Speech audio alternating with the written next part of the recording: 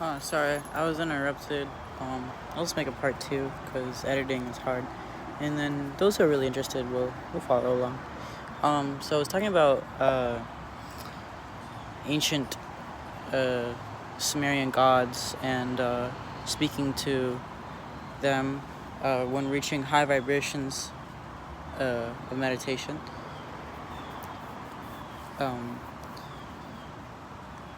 This can be accomplished with psychedelics. I have used them. There's nothing really wrong with that, but I would highly, highly, highly suggest you train your mind with a lot of meditation before you're ready to do the psychedelics. Just kind of doing it every day. If you want to, you can just meditate. And eating right, very important. Organic food, organic life.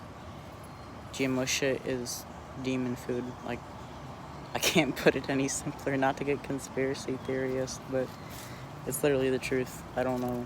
I'm not gonna get all into that though. But yeah, anyway, if you want to talk about the actual higher entities. So there's this realm. So here's the 3D realm. I'm gonna stack it because it's a 3-dimensional perspective, but really there's like this whole net of infinity with nodes and dots and lines and things like that. It's like organic simulation, but I'm gonna stack it to make it simple for because most people see in a 3-dimensional perspective. That's just how that shit works. So let's say down here is the 3rd dimension, and that's just shit like ego, like your basic ego, surviving physical pain, this and that, your breath, being in tune with nature, just looking, observing all 5 of your senses in this third dimension. And then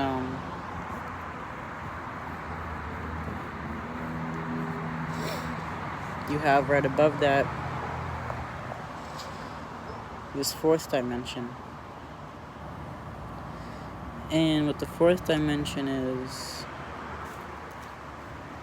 is time. If that makes sense. This is where the whole Satan shit gets kind of mixed in with my my old Sumerian homies. There's no Satan. It doesn't exist. Your mind may perceive this realm, this time realm, this 4D realm as hell. That's where you get the whole eternal damnation thing. If you're stuck in the time realm, you will be constantly suffering out of lust because you fall into this trap of thinking, oh, in the future I'll have this nice thing and I'll finally be at peace. No, you're always at peace. You are being loved by God at all times. Divinity, the source, is loving you at all times. And then so once you really transcend that, and you can look at these beings if you really want to. I don't recommend it. They're quite scary, and you usually end up lusting, being angry at them, fearing them. Fear and anger, very, very similar vibration. They're actually the lowest vibration. So like, think about it like this: like you build up your vibe, you vibe up to this up here, and then you break into 4D, and then you gotta vibe up and build up and break into 5D, and up, and up, and up. That's kind of how it works. And you need energy to do so. You need to eat food, healthy, good food, vitamins. You need to breathe. When you breathe in, you're breathing in chi, you're breathing in energy at all times.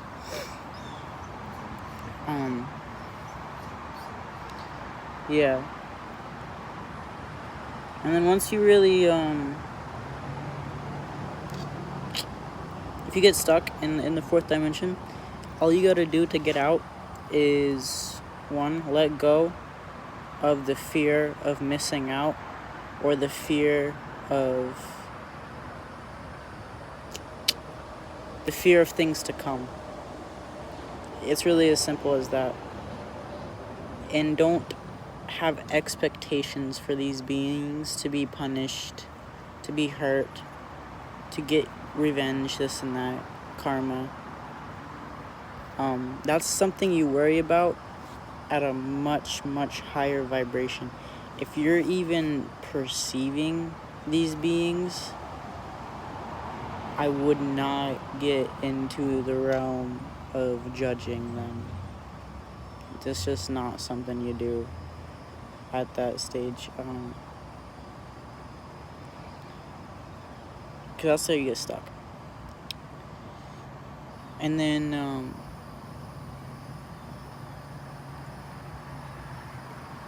the fifth dimension is essentially being one with time and space.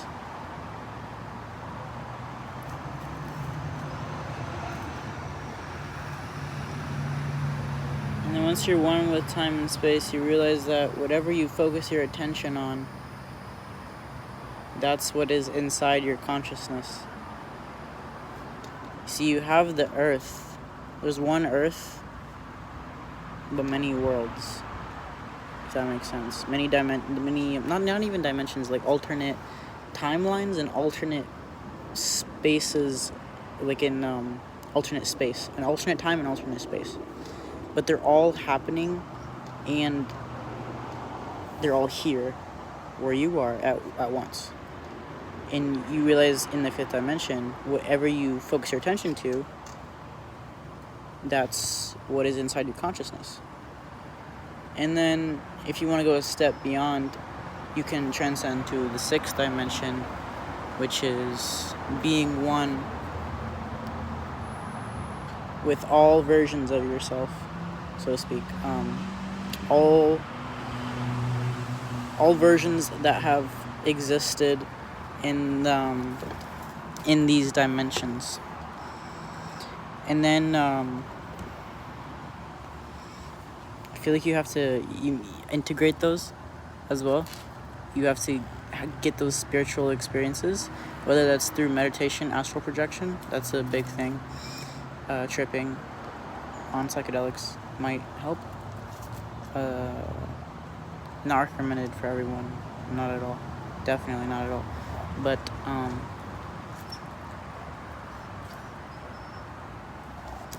what was I saying? Yeah. You can also see these experiences happen in your regular day-to-day life. Like, certain people you will notice are representing certain old patterns of yourself that you need to stop. You need to break that loop and that illusion to vibe up again to your higher self, which exists in, like,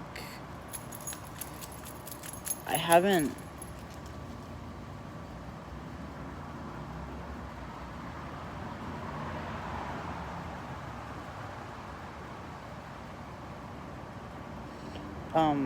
I'm pretty sure it's, if you're thinking of like higher self in terms of like your soul or your light body, if that's like the alchemy term for it. That's like in the 8th dimension. And then you have these higher gods in the 9th dimension. But if you want to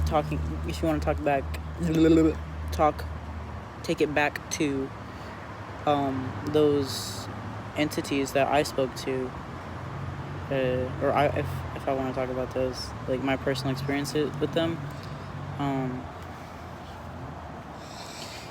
the 9th dimension, when I spoke to Anu, the thing is, like, once you perceive these gods, you are speaking to yourself as the god and as you, as the observer and the teacher, if you want to say. perceiver and however you want to like outputter of the information. Like it's like co-creation in a way, because it's like that thought form is like catching the vibe of your consciousness, and like they're syncing up.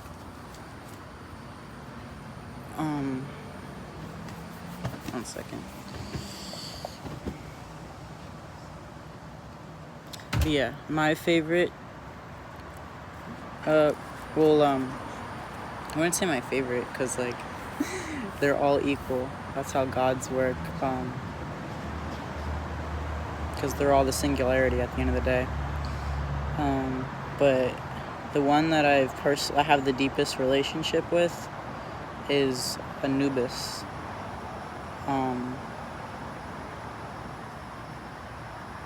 Definitely Anubis.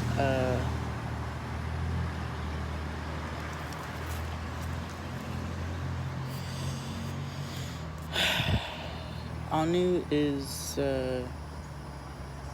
unspeakable. It's just literally everything, and you are literally everything when you talk to Anu. You're just literally everything. The only thing Anu told me was I am one and one is you. That dude chill as fuck. But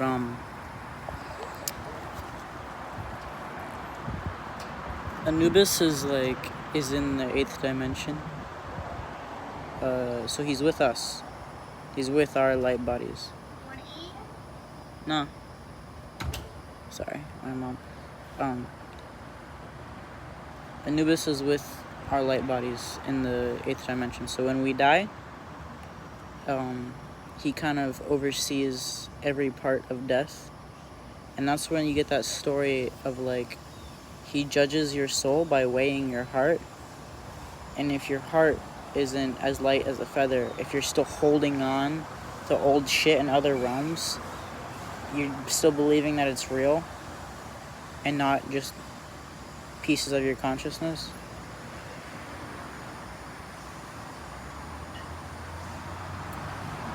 then you still have lessons to learn. And Anubis kind of walks you through those. And he's something else. I don't recommend working with Anubis for most people. I'm just gonna say that much. This video is pretty long. I can make a video about my experience working with Anubis, and yeah, just more stuff about magic. Yeah, this shit's fun. This world isn't really real. Be a good person. Don't fall into lust and revenge. That's lame. And eat healthy. Eat your veggies. Yeah. Bye.